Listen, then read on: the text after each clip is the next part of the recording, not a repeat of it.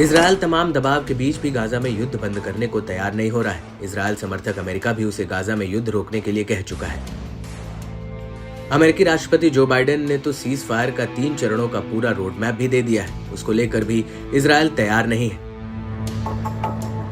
Israel की जिद से गाजा समर्थक तो एकजुट हुए ही हैं। दूसरी तरफ गाजा की मदद करने वाले प्रतिरोध गुट आक्रामक हो गए हैं। ये सभी फिलिस्तीनी प्रतिरोध गुट गाजा में इजरायली सेना पर हमले कर रहे हैं।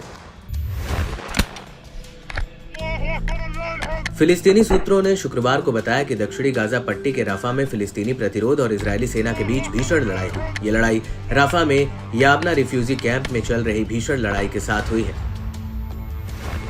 फिलिस्तीनी प्रतिरोध अल कसाम ब्रिगेड ने यबना कैंप में अब्दुल्लाह जंक्शन के पास एक इजरायली मरकवा टैंक 4 को निशाना बनाया। इस दौरान अल कसम ने एक किलेबंद इजरायली बिल्डिंग पर हमला किया। इसे इजरायली सेना हताहत हुई है।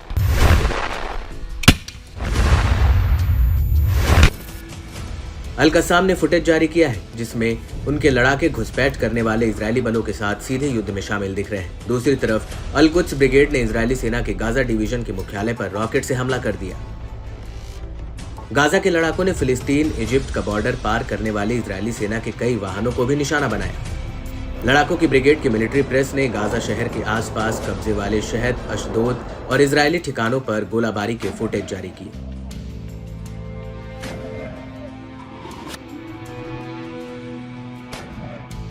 इसके अलावा अल अक्सा ब्रिगेड ने भी पूर्वी देयर अल बलाह में मोर्टार गोले से सैन्य वाहनों पर हमला किया है। एक अन्य रिफ्यूजी कैंप के पूर्वी हिस्से में ब्रिगेड ने इजरायली बलों पर मोर्टार गोले दागे।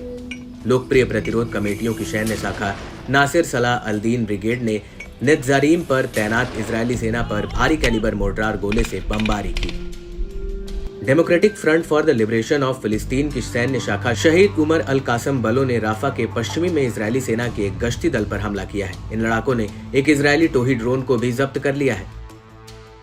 इन प्रतिरोध गुटों के अलावा फिलिस्तीन मुजाहिदीन आंदोलन के सैन्य शाखा Mujahideen brigade, popular front for the liberation of फिलिस्तीन की सैन्य शाखा शहीद अबू अली मुस्तफा ब्रिगेड ने भी अल कासम ब्रिगेड के साथ मिलकर इजरायली सेना पर बमबारी की।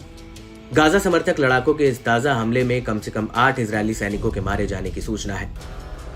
इनमें से इजरायली मीडिया ने सिर्फ 2 सैनिकों की मौत की सूचना दी है। दरअसल इजरायल अपने सैनिकों की मौत की खबर को दबाए हुए है और वह ऐसी खबरों पर सेंसरशिप लगा रहा है जिससे उस पर हुए हमलों के बारे में जानकारी बाहर ना आ पाए और वह ताकतवर दिखता रहे।